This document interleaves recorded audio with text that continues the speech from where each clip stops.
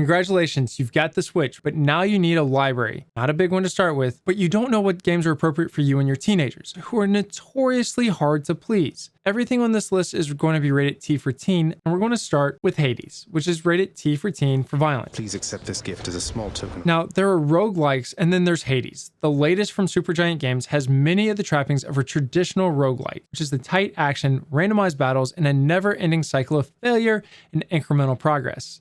But it distinguishes itself by being a narrative tour de force set in the underworld of ancient Greece. You play as Sargeras, the obstinate son of Hades.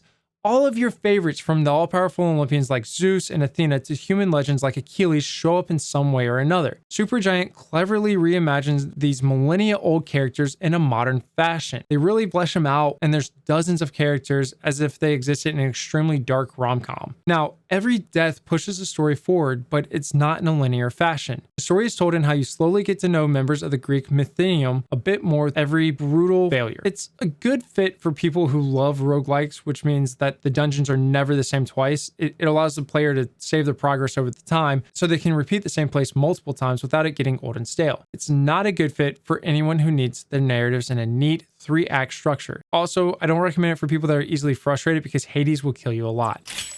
Metroid Dread is next up, and there is a reason why Metroid is in Metroidvania. Metroid Dread is the first mainline Metroid game in nearly 2 decades, and it is the latest to prove why this series earned its spot in the gaming pantheon. It has tight platforming, which is jumping from one platform to another in the game, densely packed levels, lots of upgrades, and lots of backtracking. Dread doesn't lack any of the genre staples, and in fact packages it all together in a greatest hits of Metroid references. It's tough, but not relentless. It's confusing but not confounding, and ultimately a satisfying romp through one of Nintendo's long untouched series. It's a good match for fans of platformers and anyone who missed the heck out of Samus. It's not a good match for players who aren't comfortable with the idea of getting lost, with burning potentially hours on a single conundrum, or, maybe failing just to learn where to go. Oh my. What could have brought you here? Next up is Fire Emblem Three Houses. Fire Emblem Three Houses is a tactical role-playing game by the way of Dawson's Creek, as much as a challenging game of chess as a matchmaking service for a camp of teenage anime screw-ups. As much as Three Houses hews to Fire Emblem traditions, which is spear versus sword versus axe, and playing the tropes of Japanese role-playing games pretty straight, it also takes necessary departures in its plot and mechanics so that by the end of the game, you'll want to play it again immediately. Not just to replay the puzzling tactical battles, but to see the narrative and characters from a new perspective. There are multiple outcomes, each of which ends up at a completely different place. It's a good match for anyone who loves romance and brain-tingling logic puzzles. It's not a good match for anyone who hates anime or doesn't want to go through a game 3 times because it has a lot of depth to it. Next up is It Takes Two. And this is rated T for animated blood, comic mischief, fantasy violence, and a little bit of language. It Takes Two is a great game to play together with one other person for local couch co-op full of quirky, silly, and unexpected twists and turns. The best part, you only have to buy 1 copy and can invite your friend to play for free through Friends Pass. There's new character abilities with every new level, and players have to help one another through funny and unexpected obstacles. And yes, there is a pretty good story behind this co-op blessing of a game. It's a good match for anyone who wants to play with their friends and family and have a good time. It's not a good match for people that don't like disruptive, unpredictable gameplay or spending time with people you like.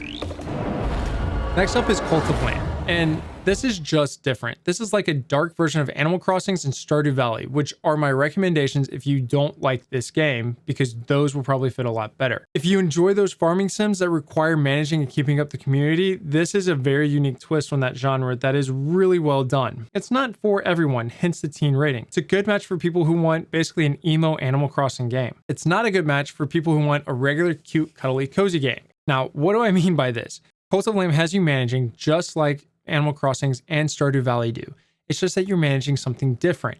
In those 2 games, it's cute, it's cuddly. Stardew Valley, you're literally making a farm. Animal Crossing's New Horizons is very similar, where you're managing a community and you're having a good time and you're relaxing, you're making your island look beautiful while as making as much money as possible. Cult of Lamb, you're managing a cult and a land full of heathens and false prophets, and you're having to manage your cult while battling against other cults, and there's combat, and then you're managing people. So it's a little bit more aggressive. There's blood, there's rituals. It's very different. If you have a religious perspective on video games or on what you want your family consuming, look at Cult of Lamb really hard before you bring it into the house. It's a very well-made game, but the subject matter might be what turns off most families. Well, Link, you've grown since I last saw you. Next, we have Hyrule Warriors. In Hyrule Warriors, Age of Calamity is a fun take on the combat systems in Legends of Zelda. And this is where players are going to be able to face down hordes of enemies while learning more about Hyrule's history as 4 champions trying to save the kingdom from Calamity. It's a good match for Legend of Zelda fans that want to know more about what led to Breath of the Wild setting, but it's not a good match for people that don't enjoy battling monsters or want to know more about Legends of Zelda. Last, we have Fortnite and Apex Legends.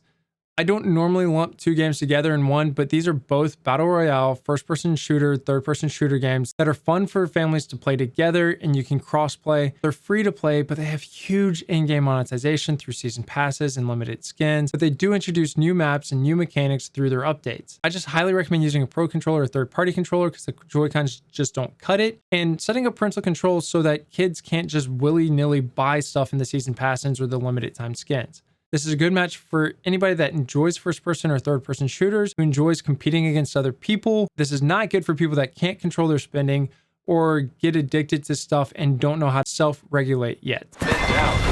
If that's not your style though, leave a comment down below and tell me what you're looking for in a game, or if you prefer books or movies as your media, and what it is you enjoy in those. I'm pretty sure I can find something that you'd enjoy gaming-wise. If you're an adult in the family and want something more mature, games to play like Doom, or if you're the adventurous kind who wants to challenge themselves, try this video here, which are the mature rated games on Switch to start your library.